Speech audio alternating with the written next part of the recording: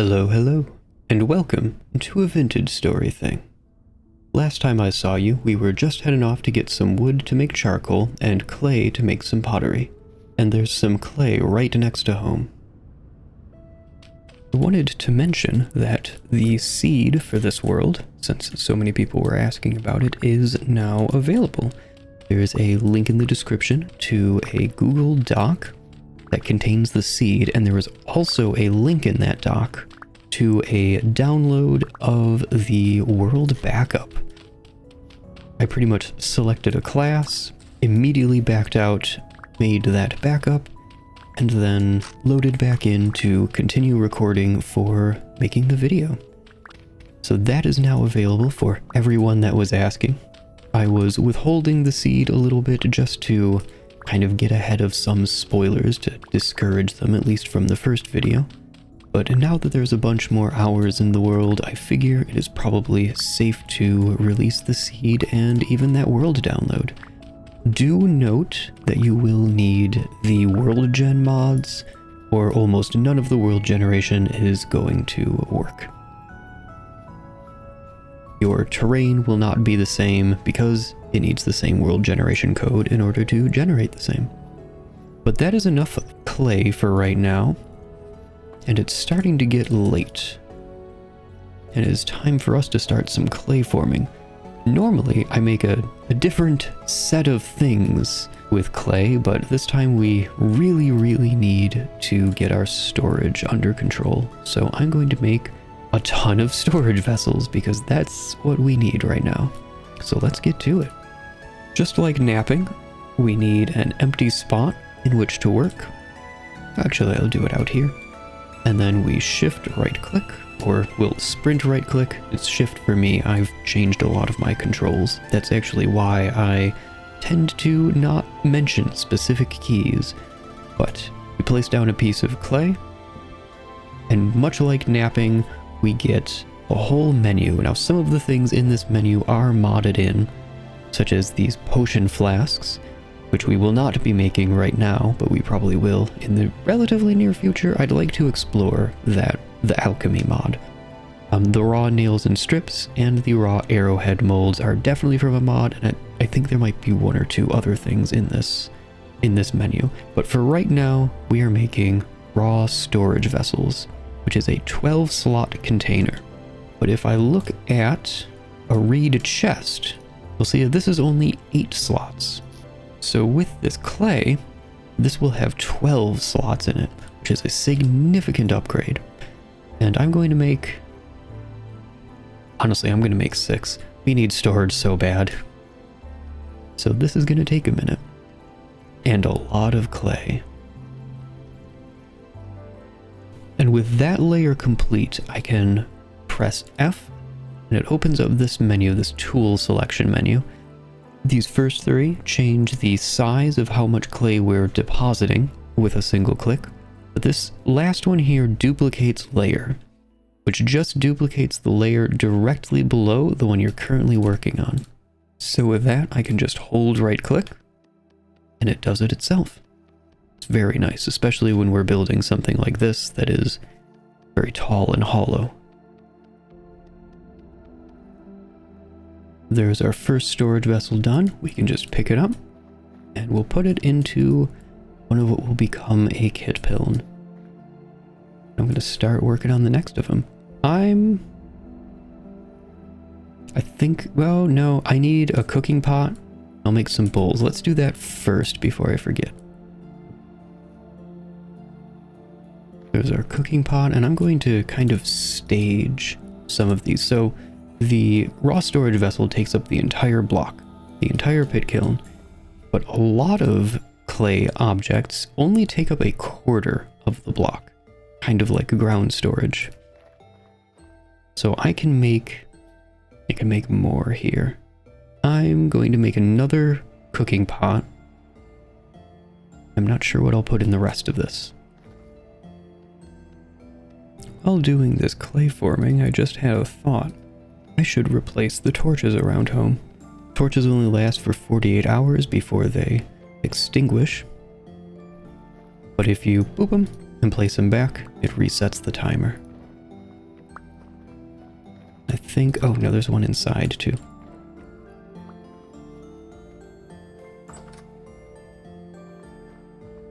Oh, there's fireflies right here. That's fun. We have one more pit kiln that we can fill. What should we make in there? I'm tempted... You know what? How many bowls did we make? Oh, we already have 4 bowls. And how many crocks? Only the 2. Let's be practical. We'll make 4 more crocks.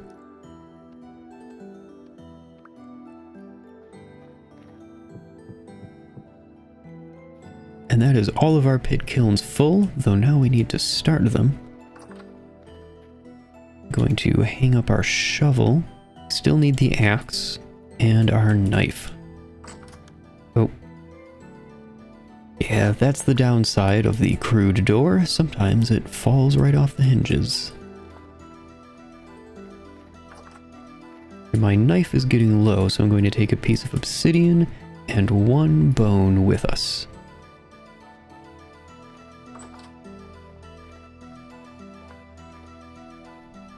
It's 3 in the morning, so it will start to get brighter as we go.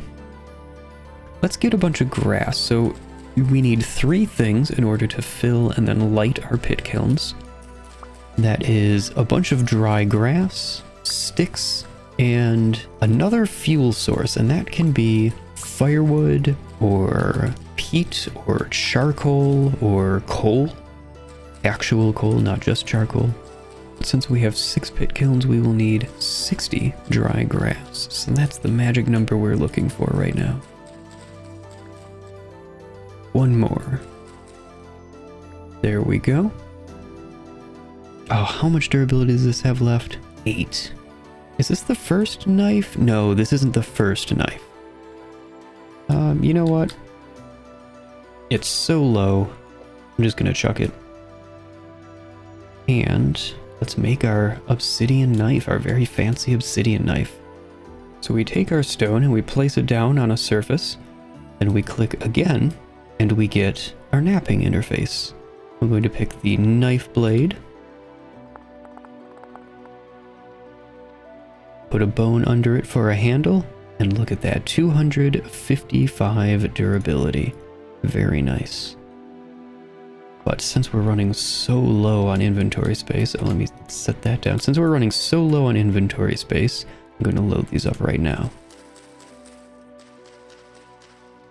Here we are. Now we need a bunch of sticks. And I think it's 10 per, so we need 60 sticks. How many are here? Enough. That's how many.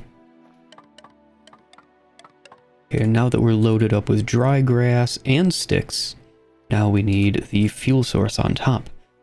Some of the larger clay objects, such as these storage vessels, will take 8 fuel, while these smaller ones will take 4. I'll go grab our shovel. And here's our peat. So this is a fuel source that we'll be relying on for a good long while. For pretty much everything that we can use peat for instead of firewood. We need, see, so it was 6, essentially 9 times 4. So that is 36 peat we need. Okay, and that should be enough.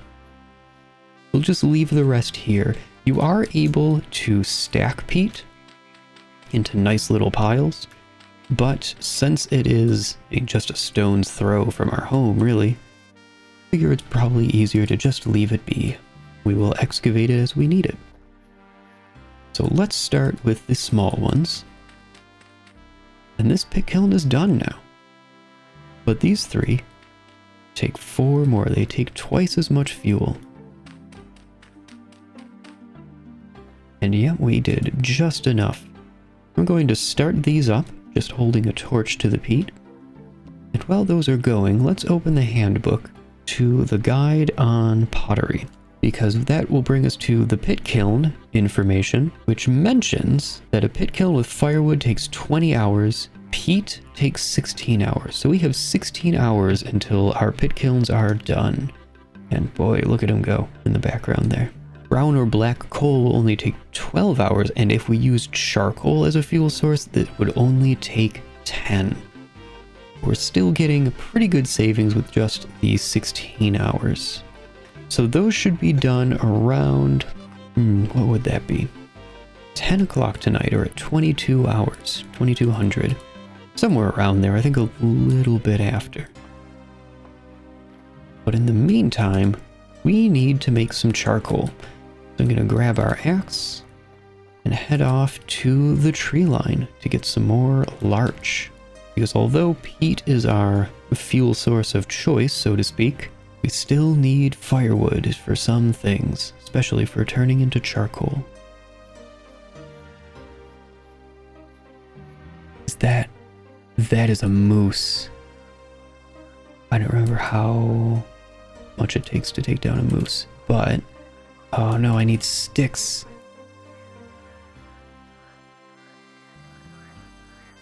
Okay, hold on. I'm gonna run back home because I want to make 2 more spears if I'm going up against a moose. Because I think we can take it.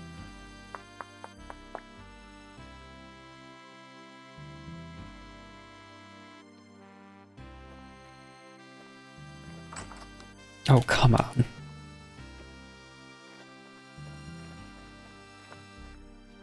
So we've got our fancy spears. Let's see about taking out this moose. There he is.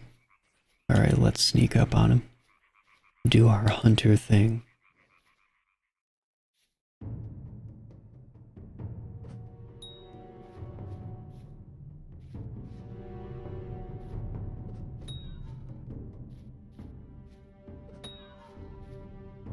Oh no, I missed one. Oh, thankfully it only took 4 hits. Okay, I'm going to leave that, get the spears before I lose more spears. It's time to use our knife for the first time, our fancy obsidian knife. Another 10 raw red meat, a large hide, and more lumps of fat. That's excellent. And back to the trees.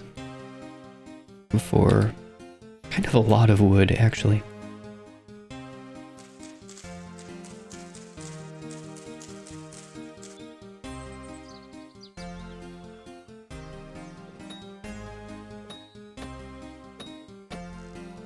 I am not sure where that drifter came from. There must be a cave somewhere up there. So I was going to clean up the branches as much as I can and try to get a bunch of seeds, but we don't really have enough inventory space for that. So instead, I'm just going to cut this down. We're really having serious inventory capacity issues. This is what happens when your spawn doesn't have many cattails. Oh no.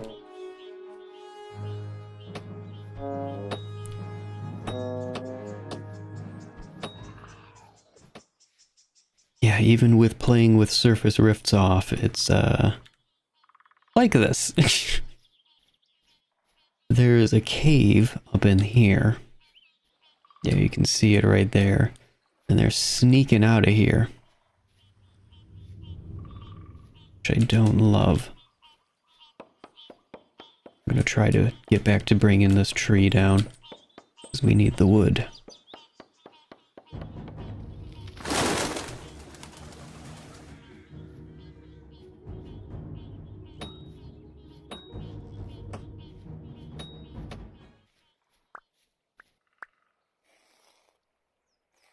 And it sure is nice having a bunch of ammo.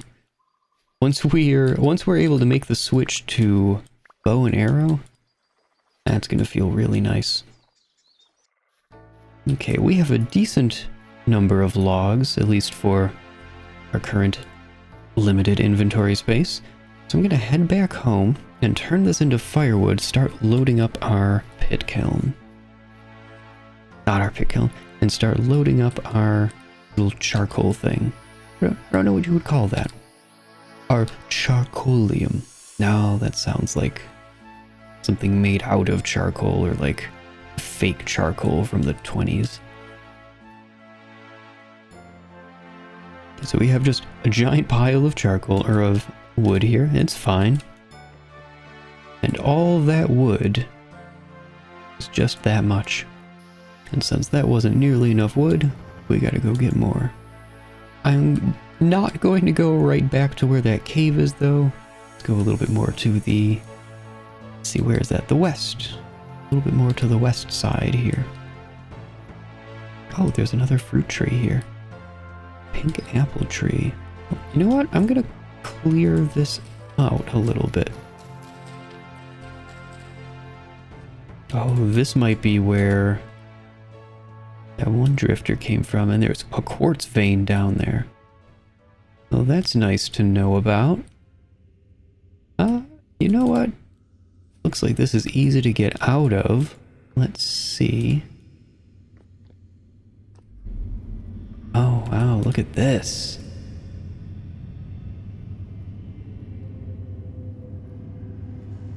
Oh, that's spooky. Certainly not going down there right now.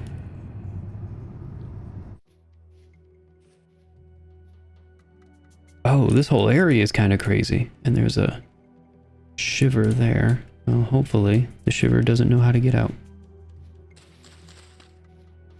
Oh, there's also a pear tree here. There are two fruit trees like right on top of each other here. Okay. There's so many. I guess we could also name our little settlement after all the fruit trees. Wild. So, let's see, there's pear and apple, 2 pear, 3 pear, 3 and 2, 3, 3, 3, 4, 4 and 4, 5 and 4. So it's a pretty even mix of apples and pears. If anyone wanted to try coming up with a name for that, just throw it into the comments if you've got an idea.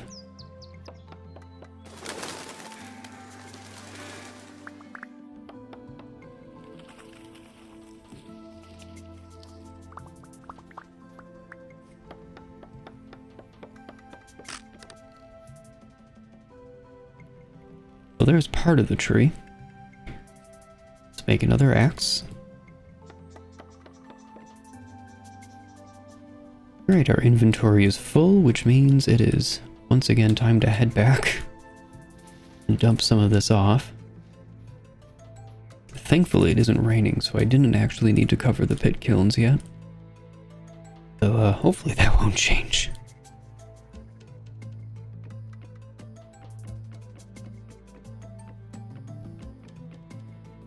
And that was enough to fill our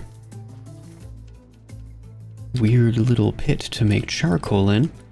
There's another step. First, we set some of this down. We will need 4 more pieces of firewood, and we will also need a piece of dry grass. If I can find one, there we go. Right, I'm gonna seal up this bottom entrance here. I'm also going to grab this and just have it ready. Now that we have our little charcoal pit, we're going to make a fire pit on top of it and light it. And you'll see that it says charcoal pit. We have about half an hour of in-game time before the whole pile ignites, and if that happens and we don't have it sealed up, then the whole thing will just catch on fire and it won't turn into charcoal. So we take our dirt, we seal the hole, and now we have a charcoal pit. Just smoking away. This will take about 24 hours to finish, so tomorrow at around 1800, we will be able to open this up, dig our way into here, and get charcoal out of it.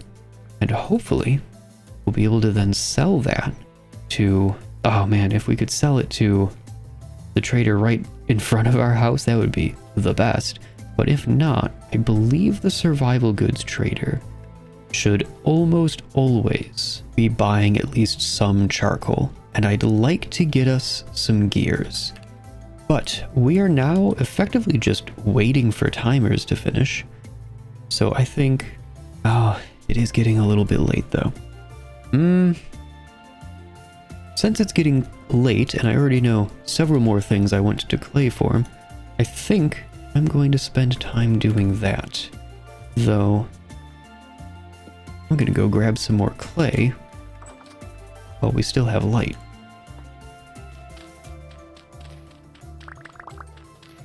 This is a huge clay deposit. That's good, because we're gonna need a lot. And I know that there's a ton more around here too. So you can see clay as slight color variations on the color map if you're playing with it, which is not the default anymore, but I am using it so that we can see those little desire paths as they start to form. But you can see over here this slightly desaturated green patch, and over here, and there's another one kind of almost peanut shaped over here. You can see the clay deposits on the map. Like up here, this is probably more clay that I haven't marked yet. These colored patches are flowers. If they look kind of pointillist, they're probably flowers. Well, I think that's probably enough clay, and it is starting to get genuinely kind of dark. So let's head home.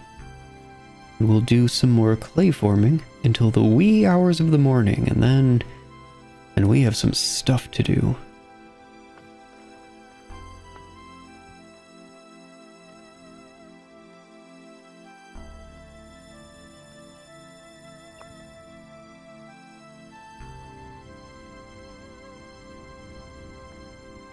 Six crocks, 4 bowls. I can make more crocks.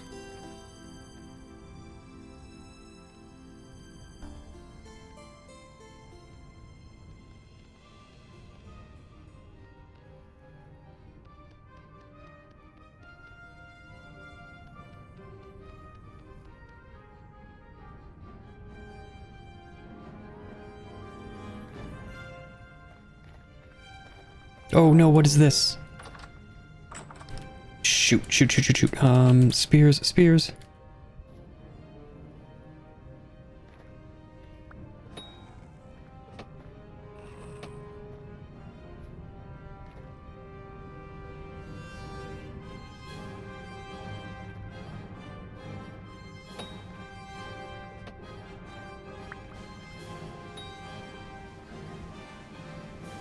Okay. So our walls or our fence is not enough. Got it. Cool. Love that for us. Alright, let's see if this shiver had anything. No, of course not. Terrifying, though. I hate those things. As well should everyone. And while I was finishing that up, which we will get to later, all of our pit kilns finished. I will explain what all of these things that I made are in later. For now, we have storage. We have storage finally. Oh, we can put things in places. It's so good. As I start like excitedly running around doing storage things. Oh man, it's been a struggle. Okay, so this is now going to be, this is a really cool feature. You can open multiple containers, and I'm going to bring all of our food stuff down into the storage vessel, because if you look up here at the top of the screen, you'll see that a storage vessel, just by being a storage vessel, reduces the speed at which things perish, at which the things in it perish, which is fantastic. Mushrooms are vegetables, so in the storage vessel, it is 27 days, and if we bring it back up into this basket, it's only fresh for 15 days. So it is very much worth us putting our food stuff into the vessel. And if I take this hay bale and I place it on top, that 27 days is now 41, because we have technically sealed the storage vessel in a quote-unquote cellar. And now we have a reed chest, which I'm going to put some of our treasures over here. Oh no, our crude doors in my inventory. I'm going to put our treasures into this storage container, and we're starving, so let's get into our quote-unquote cellar, and this red meat I think will be pretty much perfect. So with this reed chest, because we've hugely expanded our storage with these 2 storage vessels, I'm going to turn this into a basket trap, and I'm going to grab one of our mushrooms, because that will be our bait. Although I'm now realizing we don't have a pen for them. I would rather have that set up first. So I will leave the basket trap actually in our storage vessel. We'll know where it is. Oh, look at how cute this is already. We don't even have things planted here, and it's already kinda cute. Oh, and I can do something about this horsetail now that we have storage space for it. Kind of starting to get a little bit lighter. Our inventory is finally sort of clear, so I think it's time to go get some crops to plant. Finally, right? Took me long enough. I'll grab some cranberries to go, so I'm not sure how long we're gonna be gone for. And you know what? Let's see what our trader is willing to buy. And then we will head north, start grabbing these crops. Lots of flax. Oh, I'm excited about all the flax we've got in the area. I think that's 2 more fruit trees. This place is crazy. Actually, that's a 3rd one. There are 3 fruit trees over there. This world is craziness. Good evening, Adachi. Alright, so what does he buy? Oh, he'll buy rough gems. He'll buy peat. He'll buy 12 for a gear. I'm gonna go dig up 24 peat right now. We're gonna get our first gears. Hello again, Adachi. So the way that trading works is we'll take our 24 peat bricks and we'll drop them into the your offer section. You'll see that he's offering to buy 12, so that is 1 set of 12, and the demand is 2. That's where I got the 24 from. Go ahead and sell that, and now we have 2 rusty gears. Oh, that's right, the tapestries. That is exciting. And fancy storage vessels. Remember how I mentioned those? These are definitely luxury goods well outside of our price range. But especially these gems, that is very convenient to have right next to home. Well, thank you, Adachi. I'm sure I will be seeing you a great deal in the future. For now, let's head north, start grabbing these crops. It's only 5 in the morning, we have the whole day ahead of us. Let's make the most of it. So these are our first crops that we're collecting from the wild. And if you use a knife, it is a little bit faster, but you can just do it with your bare hands. And you'll note we're getting a couple things out of these. We're getting flax fibers, seeds from the plant, and more seeds. Technically, it's flax grain, which is not seeds. You can't plant the grain and you can't eat the seeds. Which, that's just how it is. Alright, so that's everything from this little spot. Delete this marker, and on to the next one. It's starting to rain a little. Even though I have a lot of crops marked throughout this area, I'm still keeping an eye out for any more that I might find. It seems like no matter how many times you go through an area, you can almost always find more stuff in it. So always keep your eyes open when you're traveling through an area, even a place that you've been many times. You'd be surprised what you'll find.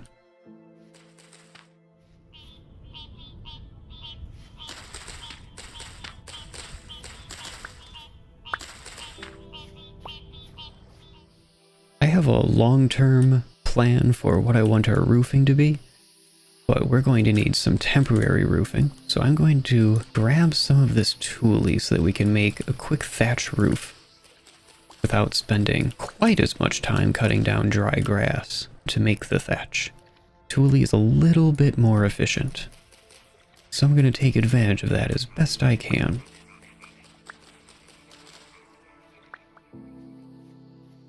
Ooh, is that a red currant? I think that's a red currant. Mine.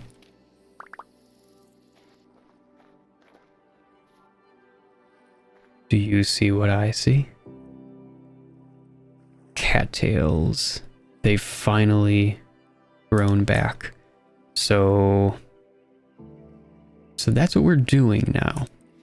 Okay. Change of plans.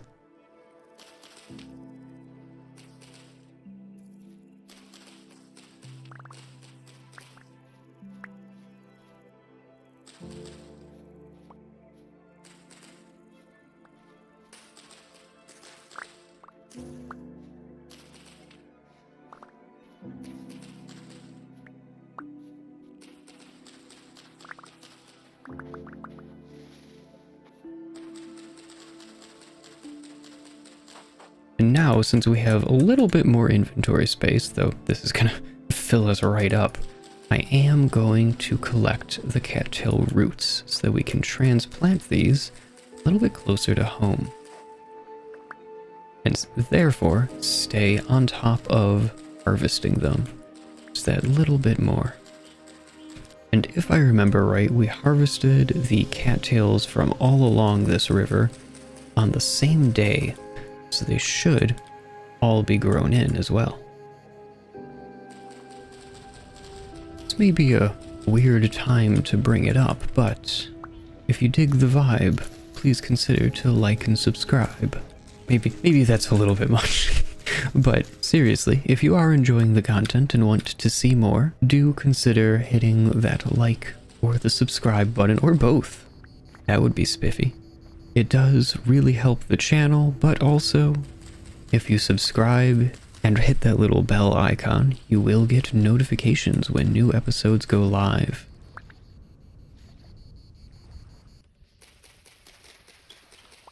Ow, what? Oh, there's a boat horn.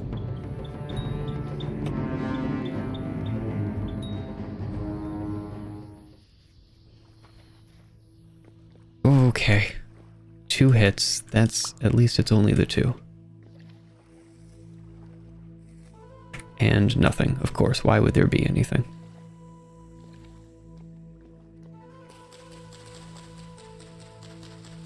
That was freaky. Oh, there goes our fancy obsidian knife, and I don't have another piece of obsidian, so we're just gonna have to make a flint one. Sorry, obsidian fans, I know you're out there. I'm also a fan of obsidian, but I mean the software obsidian. Guess I'm kind of a fan of obsidian the material as well. I mean it's neat. I don't know what you want from me. What are those? Stink horns. Are these poisonous? No. Interesting. Are these added by... They're not added by my mushroom mod. I've just never seen them before. Interesting. Oh, look at all the... look at all the crops on the mini-map. Alright, well, let's go. Oh, it's starting to get later. We desperately need to drop some stuff off. Let's... how do I want to do this? We are already having inventory problems again. For being just single voxels, these bugs sure do make me feel itchy. Just the way they move is accurate enough. Let's put it that way. And we are totally full of cattails and their roots, which is pretty great. So unfortunately, We need to leave these ones here. It's time for us to head home. Oh, the sunset is coming in. Look at that. Let's see about getting on top of this ridge so we can watch the sunset, because that sounds very cute.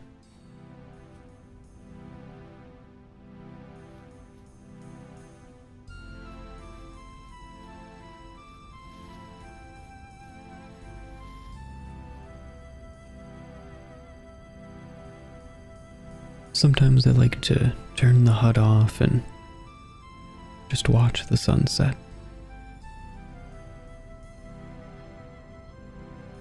It's a very pretty game, Vintage Story. Though unfortunately, it is also getting dark.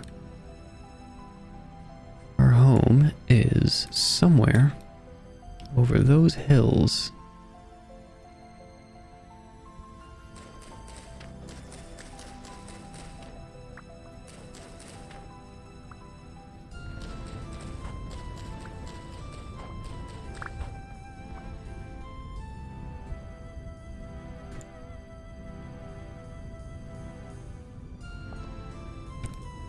A neat mechanic that I don't think I've explained yet is, though I did mention that the torch in my hand is dynamic, so it lights things up as I walk around. But if I throw a torch, it is also a dynamic light source. So especially when caving, you can just kind of throw a couple torches around and light an area up, which is pretty convenient. Though you do have to watch out for something, and that something is water. So if I take a torch and yeet, it goes out. And that is also true of any torches that you are holding in your hand when you go into water. Now I have to relight this and pick it back up. But I'm going to put my torch away while I swim across. So, time for some darkness. And hopefully we have an uneventful rest of our journey home.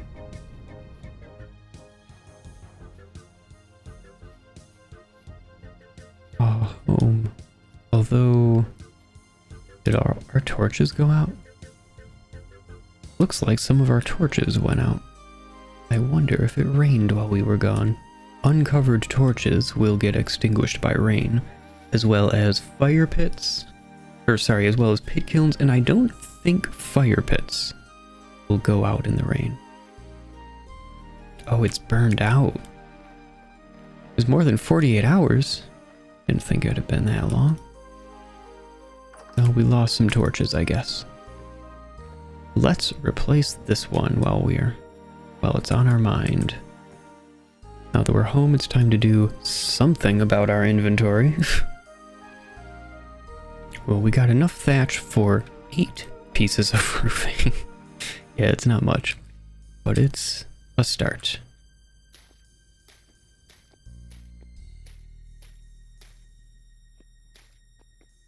So that's all that we have room for.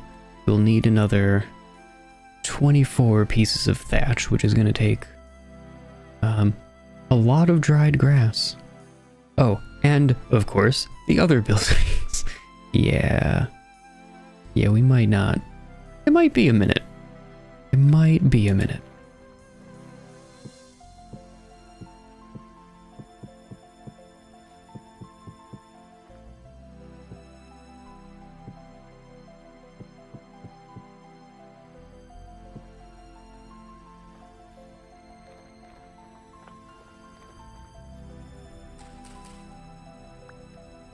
It is high time for us to make our first meal. And to make a meal, we need a fire pit. So let's get that started. Then we take our pot and put that in the fire pit. Now we need ingredients. Okay, so here's our fire pit, and here's all of our ingredients. We've got a couple, and I like to use them in order of how fast they will perish. So we're going to be using meat first, and let's see if we can get away with making 6 servings. And we can indeed. We can make 6 servings of red meat stew with boiled red currants and red wine cap. And the sound of this is so good. I'm just gonna listen to this while it cooks for a while.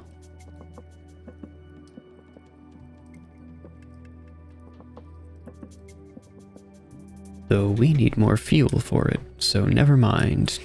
Back to work. So I did mention we'll be using a lot of peat as a fuel source, and that is exactly what we're going to be doing right now. And 21 should be more than enough.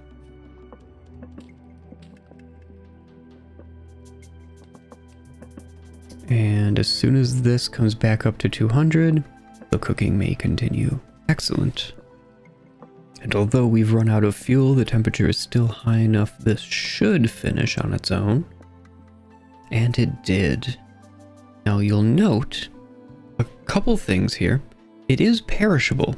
The pot of cooked food is perishable, but it does not mention a timer. And that's because it's still warm enough that it can't go bad, essentially. So if you wanted to make a perpetual stew in Vintage Story, you can. But this is also our first meal, and meals work a little bit differently. So in order to eat a meal, you need to have a bowl. So let's pick that up in our hand, and we'll just right click on the fire pot with the pot of cooked food. And you'll see our bowl is now nice and full, and the pot of cooked food now has 5 servings, and the food in our hand is steaming, actually. Look at that, nice and warm. How cozy. But there's more benefits to a cooked meal than simply being cozy. So this specific meal, which is red meat stew with boiled red currants and red wine cap, gives us 3 different kinds of nutrient. It gives us 840 satiation in protein, 120 in fruit, and another 120 in vegetable.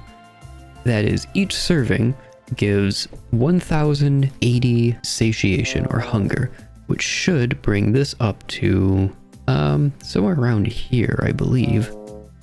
It's most of the bar.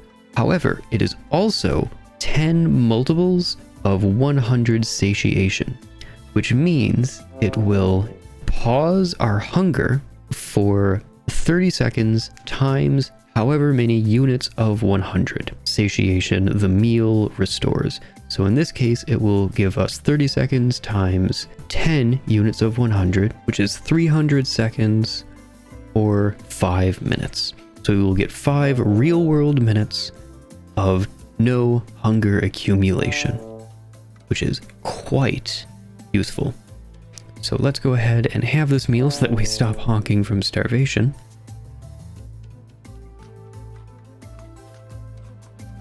And it gave us most of our bar. We'll finally stop honking.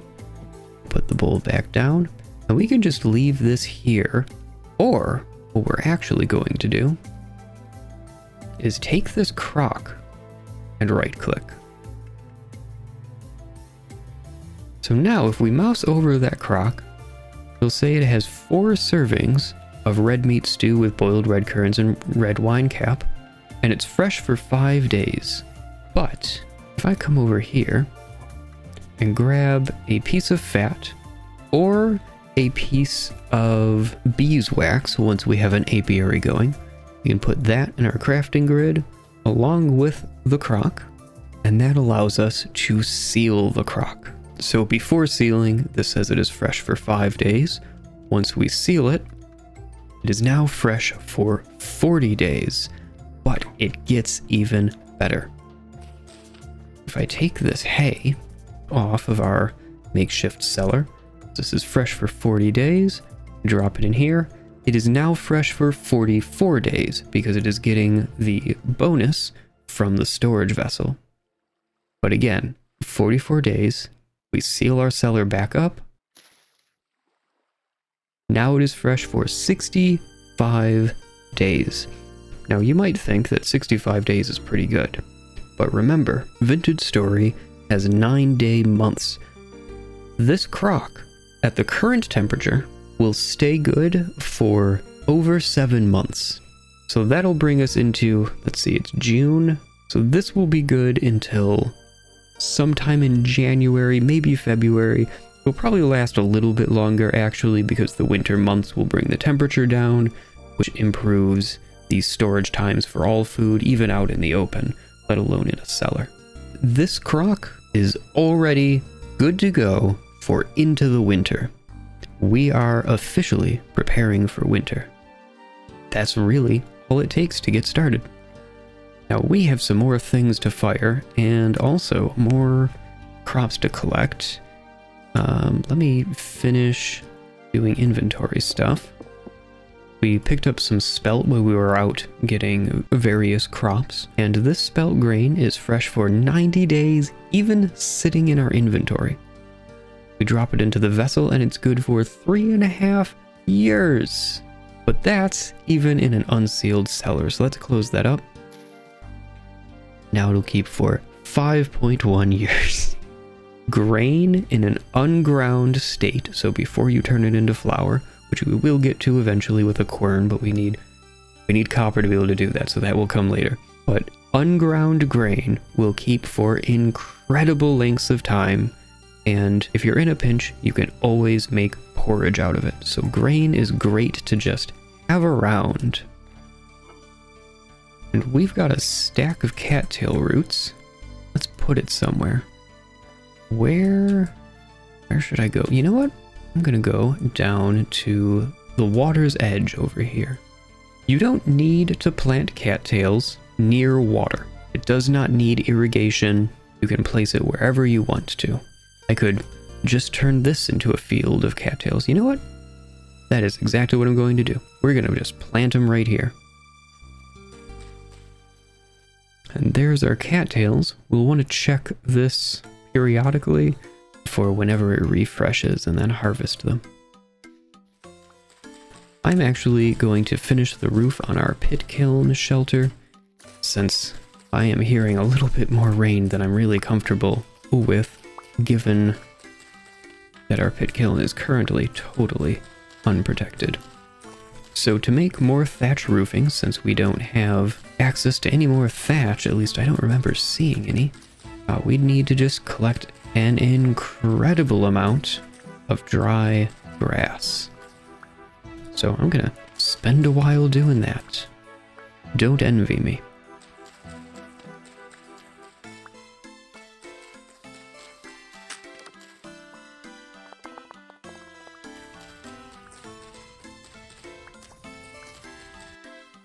So I just finished collecting 4 full stacks of dry grass, and you're about to see just how far that doesn't go. So we got 32 hay bales out of that, which we can do surprisingly little with. And you may note that this is not the usual thatch block, and you are correct. This is from a mod called One Roof. Let me just open this door, get in here. And One Roof is a really, really nice mod. Let me drop these back in and give us a One Roof thatch dynamic. So I'll take all 40 of these, and these are already dynamic thatch One Roof blocks. And you'll note that this is as well. It's just extending the block below the roof up into it, including nothing at all. There is a collision box here, but it looks so much cleaner from the inside, and that's not all. If I come up here and I place these along this side, they automatically extend and change their slope. And even better, I can keep doing that. And just look at how good that is. Actually, I think I'm going to change that a little bit. Where's my axe? Here it is. Oh, that looks really messy. Anyway, now that I grabbed those, I'm going to try turning them around. Oh, now that looks nice from inside. And how does it look from out here? Oh, look at that. That's great. That looks excellent. So we were actually able to finish that roof. That's pretty good. And with 15, I think we will just barely not be able to finish this roof. Yeah. But let's see what we can do about this roof. And I will be using these hay bales as well. Now for some more magic of this mod. If I click right here and add one, it will automatically figure out what I'm trying to do. And it does it quite intuitively. I can just stick these in here. Look at that. And now I'm going to place a hay bale. And that's really just to hold this up briefly. I'll attach one there, and one there. Oh. Right. I had 15 and I needed 16. Let me grab this one. Oh. I'll place it there. Get rid of this. Looks nice from inside. And if I come out here, look at that. That looks very nice. So we're starting to get our roof on, which is very exciting. Just makes things feel a little more finished. We have a long way to go to be able to roof this in, though. Oh boy. I'd also really like to have overhangs, which we don't currently have, but beggars can't be choosers or something like that. When you might notice, we've only just started eating into our actual hunger. It's been that long that we got free time, not accruing hunger, not burning calories. Pretty great. But it is time to open up our charcoal pit. So let's put... I need to get rid of these. Let's put our axe away, grab our shovel, which is about to break, and open this up. And... oh, it looks like we got a pretty good amount. Let's get to digging this out. I kind of love the sound of shoveling charcoal. I love it less when it breaks. And now I'll just set these dirt blocks right next to the doorway so we can load this up again. And I typically plug the hole up as well, because that way we can just fill this column up and it'll automatically stop itself once it reaches the top. Then you just undig that, start the fire, block it up, and you're good to go. This is a pretty small charcoal pit. They go up to, I believe it's 11 by 11 by 11, which is enormous. I would say that that is a success for our charcoal pit. Oh, look. We can finish this roof. Excellent. At least for now. I do want an overhang on this at some point, but it's fine for now. That'll do. I think I'm going to do some more clay forming through the night. I'm currently making some things in preparation for our next steps, which will be finally getting into copper. So for example, these are ingot molds, which I will explain in more detail, but you pretty much need ingots in order to work with metal. So we will definitely be using those molds at some point in the near future. But our first copper will actually be in these kinds of molds. So we'll need a hammer, a pickaxe, and we will also want a prospecting pick or a pro pick. at some point down the line. It won't be for a minute, but we will want it. So I might as well invest the clay into it now, because we will definitely be making one at some point.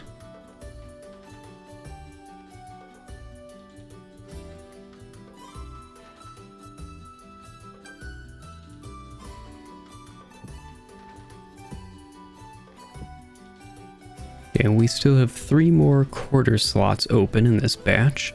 What can I fill that with? Oh, we'll need a crucible. So I'll make one of those for sure.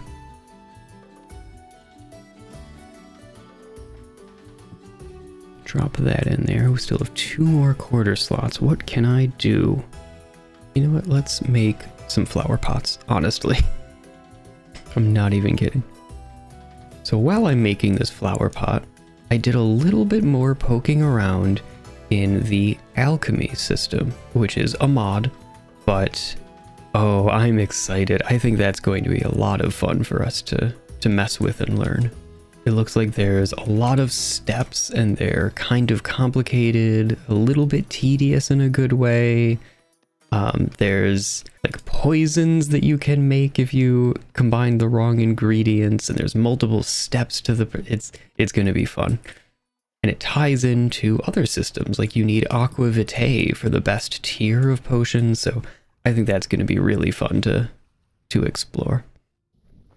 And we have our pit kilns all filled and ready to be lit, well, except that we need to put the other stuff in them. So we need another 60 dried grass. Dried grass, it's endless how much of it you need.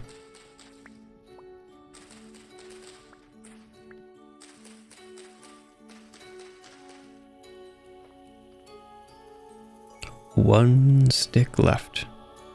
Sure, why not? Now we need some peat, so that'll be 4, 8, 16, 20, 28. We have 19, so let's go get the rest.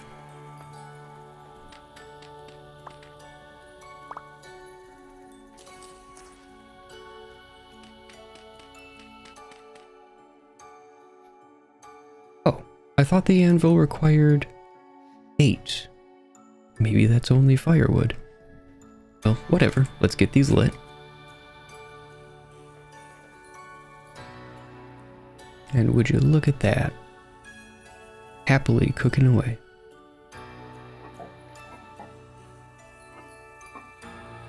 We are already running into storage problems again.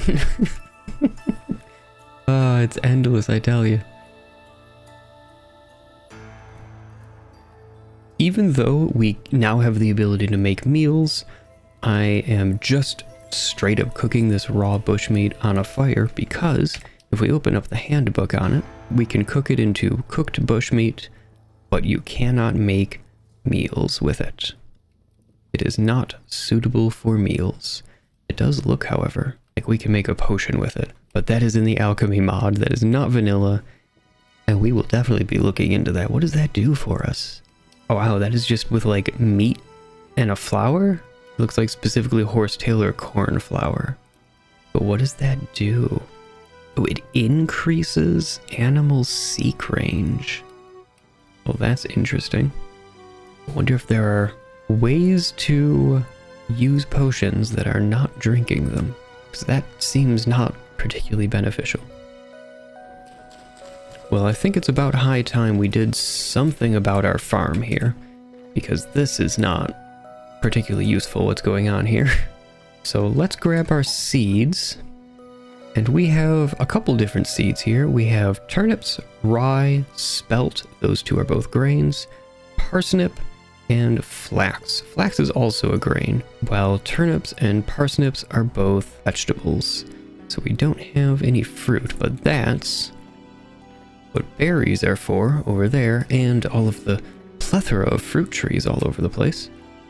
But flax will give us grain, but it will also give us flax fibers, and we're going to need a lot of flax fibers.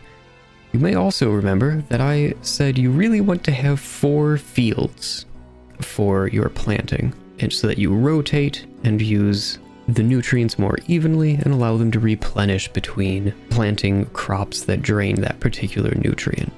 So the way that I have this arranged right now is we have these 3 are all N nitrogen, parsnip is our only phosphorus plant, and flax is our only potassium or K crop. Well, this is the first year, and the first year, not starving is of utmost importance. So I'm just going to plant everything, but especially the flax. So I don't think we actually have enough to fill our farm currently, which is kind of good, I would argue, but I'm just going to get to planting. And that is all of our flax so far, so we will definitely not be filling the entire farm with this batch of seeds. Alright, we were able to fill, let's call that 40% of the farm. We need to get more seeds, and it's starting to get light. We also have an inventory that isn't a total disaster. So let's head off to the north and see if we can't grab some more seeds. Ooh, okay, so with Lily of the Valley and Catmint, which I don't think we've seen any Catmint yet, we're able to make, this is from the Alchemy mod, by the way, we're able to make healing oil, which will give half a point of health. That's half of one of these little segments on our health bar every 3 seconds, and it lasts for 30 seconds, so it would give us 5 health over those 30 seconds, which is really quick for healing in Vintage Story. That's pretty great. Healing oil is twice as strong. That's the medium version. And that takes a basic potion base, so that's a poisonous mushroom and horsetail, plus Lily of the Valley and Catmint. Okay, wow, this is a very involved system. I'm into it. If we can find any Catmint, I'm gonna keep an eye open for it.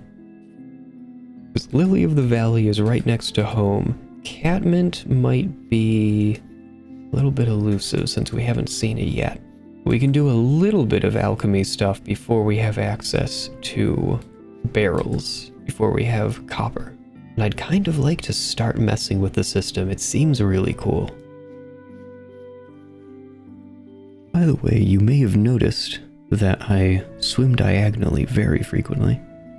And if I swim straight forward and take a look at my speed, it peaks basically right at 7. But if I swim diagonally, you'll see it peaks quite a bit higher, and the floor is higher as well. This isn't true when... Oh, look, more cattails. This isn't true when just walking around on the ground. You do not walk faster diagonally. But for swimming, that old trick does indeed work in Vintage Story. Now that I've said it, a Tyrant will probably notice and patch it in the next version.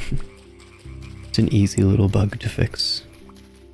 So I'm heading down this river because this valley still has a lot of wild crops in it, and I went to check the inventory of this building materials trader as well.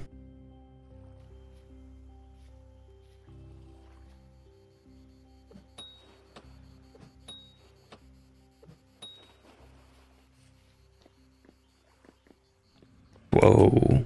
Whoa. Oh, geez. Okay, hold on.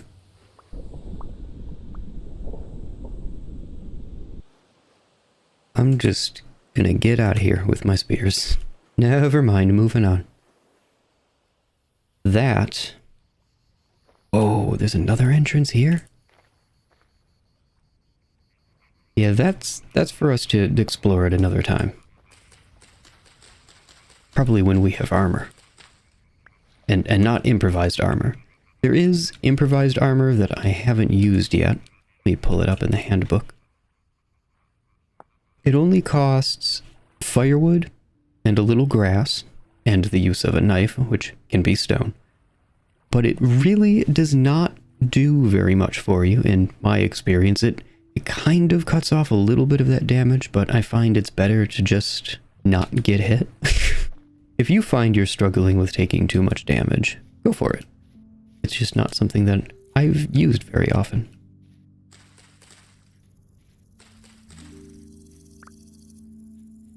I don't believe I've called attention to it yet, but something else really neat that the Natural Trails mod does is you can see where I've trampled grass and kind of track my movement through this field. And if I kept walking here, that would slowly develop into a dirt path.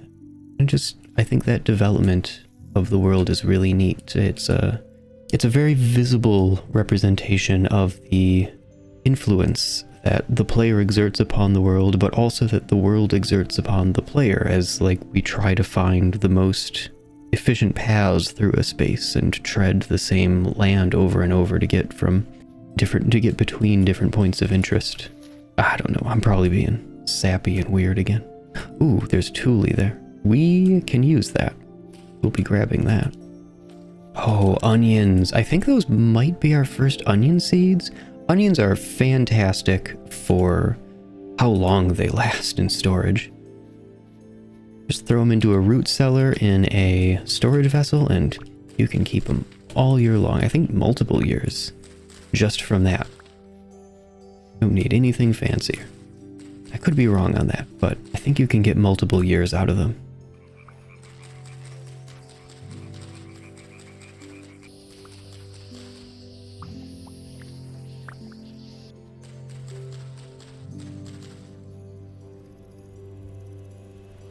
Oh, I'm standing on one of the patches of high fertility soil we found, and I'm actually going to leave these be for now.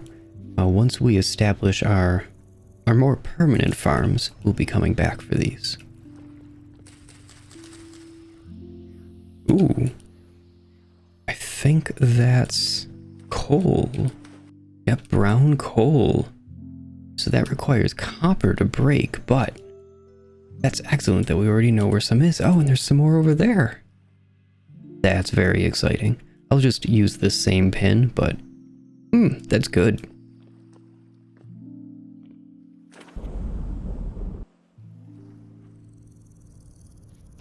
You know what, I will mark this quartz as just being easily accessible as well. Because we'll be looking to get some quartz in the future as well. This is catmint. We wanted some catmint.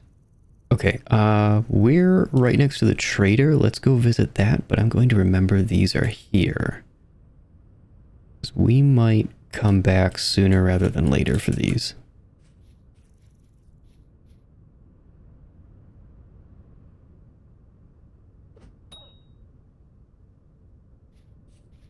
Wait, was that a wolf pup? Oh no! Oh, I thought it was a rabbit. Oh. And just a small pelt. I don't have the spacer they use for it. Oh, I feel bad. So our knife just broke, and I'm not going to replace it because we're just gathering crops, mostly. So we don't actually need a knife, it just makes things a little bit faster. And it frees up a precious inventory slot for us. Yeah, we're down that bad right now.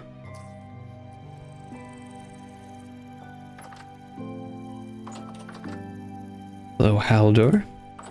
I have a couple gears now, but let's see what you're willing to buy and sell. So there is nothing that we're able to sell to him. That's okay, I kind of assumed as much.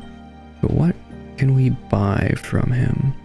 We could buy 8 pieces of glass, some fancy kinds of rock, which is of questionable value, I'd say.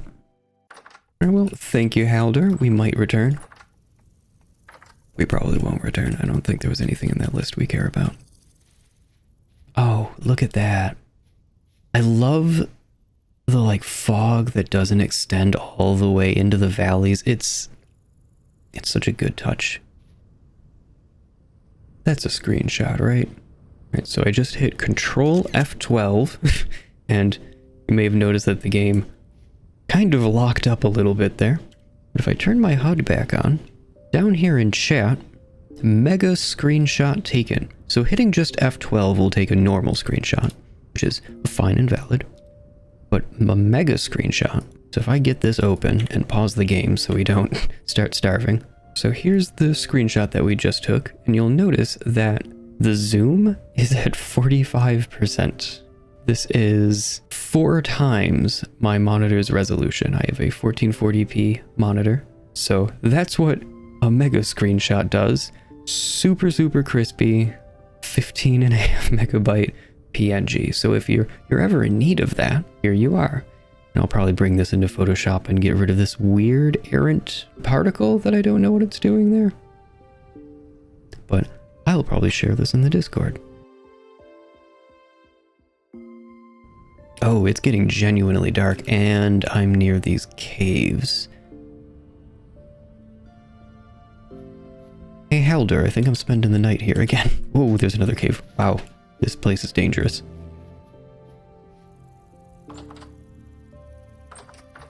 Alright, Halder, how long does your bed? 8.5 hours. So that's...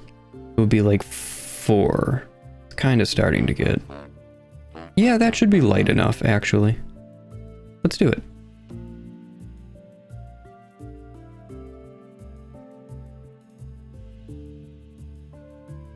Oh, that's right. Sleeping here has us waking up in the ceiling. Perfectly normal things.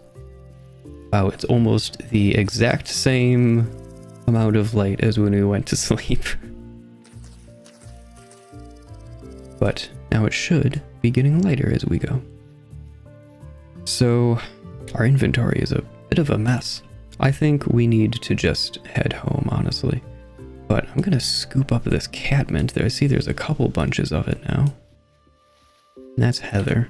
Let's grab this catmint. That'll be our last inventory slot. We'll dip home real quick, and then come back out this way to hit up the survival goods trader.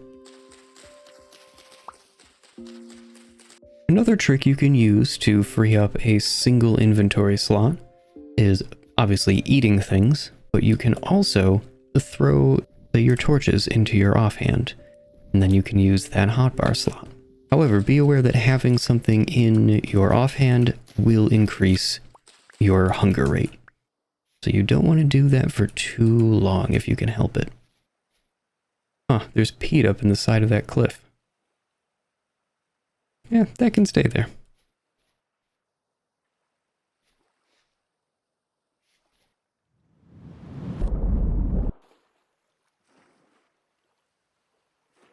I should really make a raft. Oh, there's 2.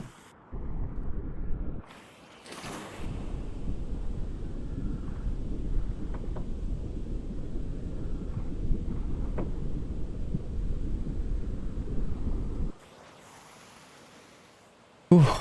Boathorn are a new enemy added in the most recent non-beta version of the game. And they are terrifying, frankly. They don't have that much health, but they can aggro from very far away, and they can be sneaky little snipers. Best to avoid them, but if you can't, rush them. They do not have a melee attack and will always try to run away from you to gain distance. I don't think I've seen that cave before. I'm gonna just take a really quick look.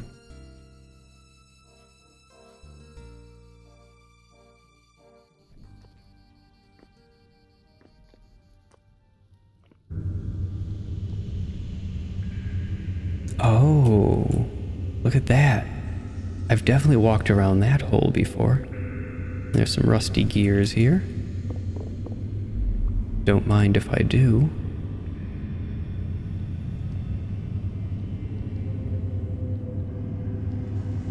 Bismuth. Look at that. Okay. Oh, and it's bountiful.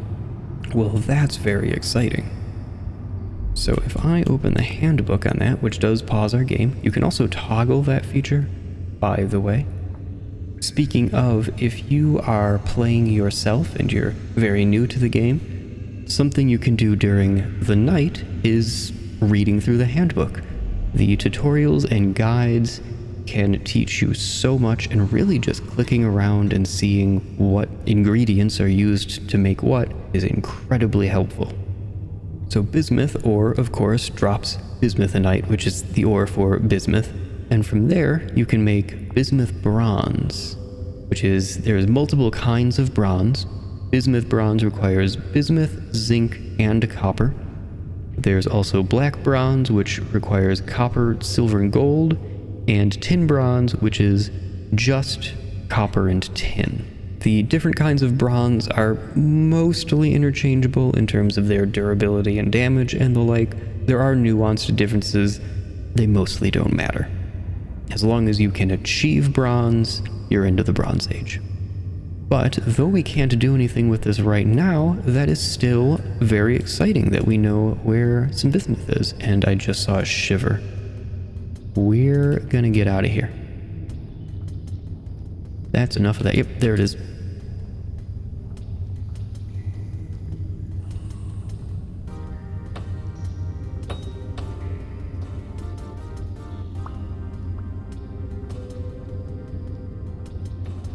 Oh, come on.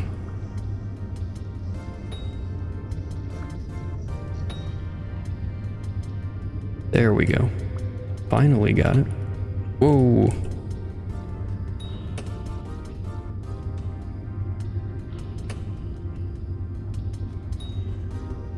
Okay, and I know that those only take 2 hits. Whew.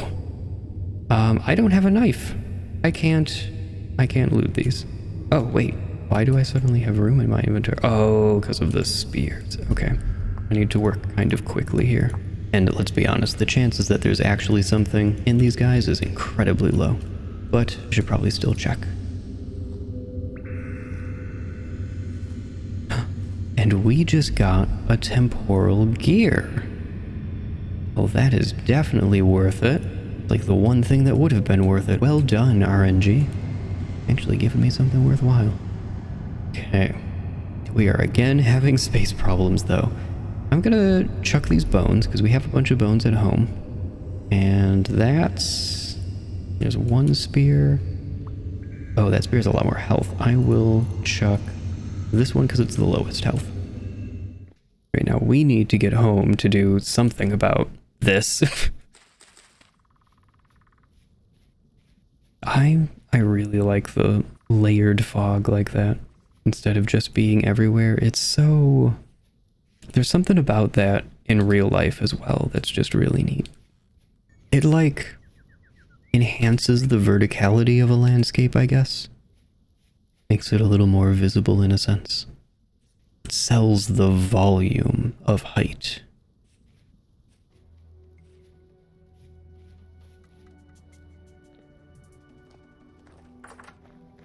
And we're home. Through slightly unorthodox means. Don't ask questions, it's fine. We went through the gate. Now, I need to sort out our inventory really badly. Oh, look at this. We've got some woad growing in our farm. Go ahead and clear that out. Because with everything that we just gathered, I'm going to plant them. We're going to start with the flax to give that priority.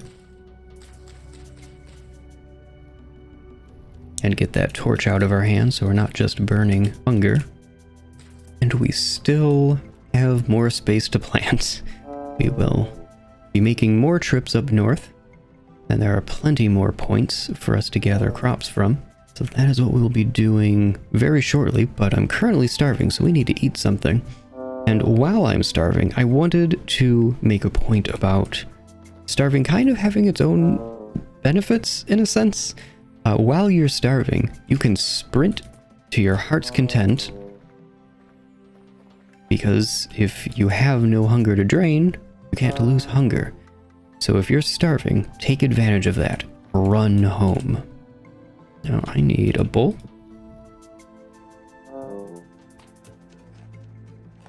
There we are. And I'm just going to place our pot back on the fire so that it is ready for the next time we cook something, which shouldn't be in too terribly long. I like this woad. We're going to be using woad, so let me actually get some seeds out of it, because we're not going to be using it right now, but we will want to have a bunch of woad planted. And let's also get these cattail roots in the ground, which I believe was on the other side of the trader. Yes, there it is. I had a realization that these stairs are a problem, actually. We won't be able to use them once we put the roof on. Like, it butts right up against the roof. You'll be able to just walk out of this door onto the roof, and that's a weird interaction. I don't love that. I think we're going to move the entrance to here, which means our wall is going to be a bit different. And since I have some roof blocks, I think this is a decent time to do that.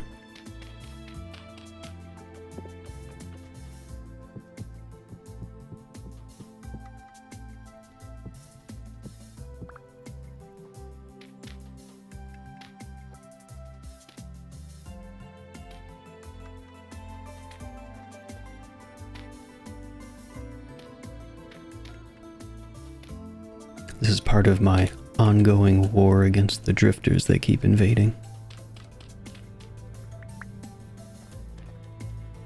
So now if I put stairs in here, it'll come out to there, which leaves plenty of room. Okay. I don't love the giant wall there. I don't totally despise it. I think it's about time we talked about this temporal gear. So if I open the handbook for it, you can see that there's a few things that you can do with it. So it says, can be shattered to create a returning point. Can be used with a knife to restore temporal stability with some pain involved. And that's something we haven't talked about yet, temporal stability. So this strangely colored gear here that has been full this entire time, that is your temporal stability. Some regions of the world, especially caves, though some above ground areas as well, are temporally unstable, which means that as you're in them, your stability will drain. Once it gets low enough, you'll start hearing kind of weird noises, and your vision will get a little bit weird and wiggly, and more enemies will spawn. So you don't want to linger in these areas for too long. If your temporal stability happens to be low, you can put a temporal gear in your offhand and a knife in your main hand, and you can do something that hurts you, but it restores some of your sanity. You can also take your temporal gear and holding, for me, it's the sprint key and right click, and your screen will shake around a whole bunch and make a crazy sound, but you hold it for a while and it will set your spawn point. We have a mod that sets our spawn point via beds, and that's because I'm playing with reduced rifts in the world, by which I mean none, because I find them just very tedious to build around, and I don't find the combat rewarding, but that's a discussion for another time. But since we have that mod, we're not going to use this for setting our spawn point, and our temporal stability is generally going to stay pretty high. I'll just leave if our temporal stability starts to drop too much. So I'm going to store this gear because it still has other uses. And you can see that it's an ingredient for a few different things, including a very spiffy amulet. Might do that if we have an embarrassment of temporal riches. But you can also use it in various devices which are mostly end-level kind of stuff, and it can also be used to repair translocators, which is where I think the bulk of our temporal gears will go. We just haven't seen one yet. So when we do, I'll explain that in more detail, but you can probably tell what it does based off of the name. Now I have a handful of roof blocks, and it's still pretty dark. It is midnight. So I'm going to throw some of these on our house. Hi, fireflies.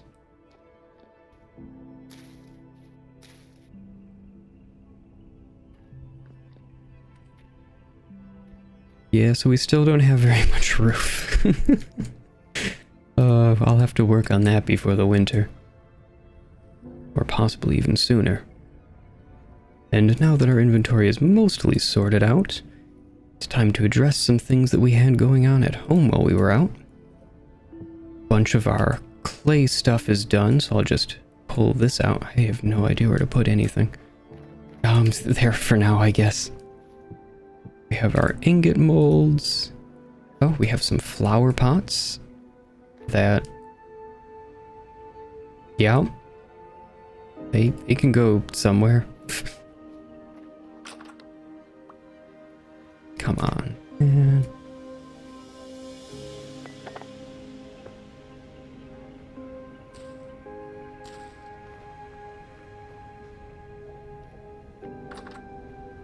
We've finished some of our starting molds, so that's exciting.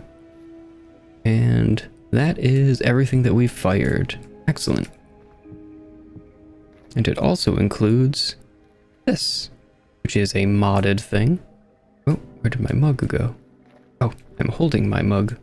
And this is, as you might be able to tell, a teapot. And this mod it's a little bit strange to interact with, but we'll get there. Alright, so I now have a teapot with a liter of water in it, which is a good start. And I need some peat. Let's go get some. Just a couple handfuls, really.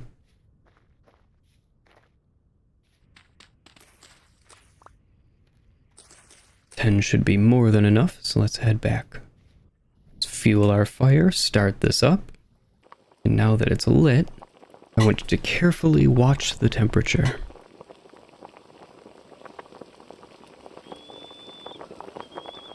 There we are. Our tea kettle is whistling. So that is boiling. Take it off the fire. And now we take some Lily of the Valley and drop it in. And hopefully Lily of the Valley works. Hopefully this mod works. Maybe it just needs to be cooler. Oh, it's just not doing anything. Why?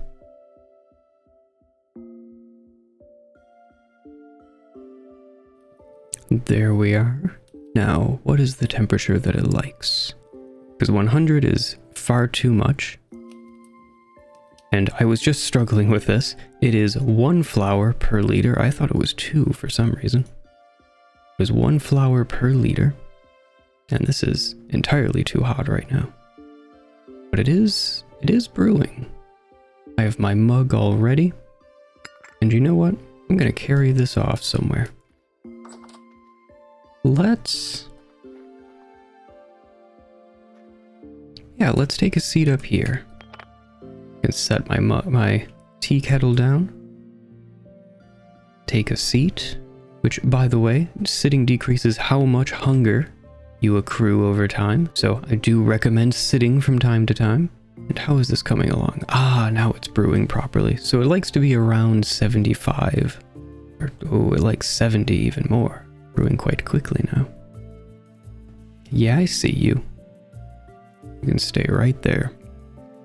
Oh, it's about to be done, and there is our tea. Lily of the Valley tea. So let's fill our mug. And I don't even know what this tea does. It does nothing for us, it looks like. Fair enough. But I think with our mug of tea, that's a pretty decent place to end this episode, and, well, I did say that I'm not writing anything down for this series, so I don't actually know how I did on the list of tasks that has been building down the left side of the screen. I guess you'll have to tell me if I won or if my ADHD won. Before I release you back into the chaos of the internet, there are links to the Discord, the usual socials, and a Google Doc that goes through all of the mods and settings I'm using for this playthrough down in the doobly-doo. If you think I earned it, you'll find the like and subscribe buttons down there as well. And, of course, I want to give an enormous thank you to my first patrons on Patreon. It means a lot. It really does. But at the end of the day, thank you very much for stopping by and lending me your ear, and as always, have a great one.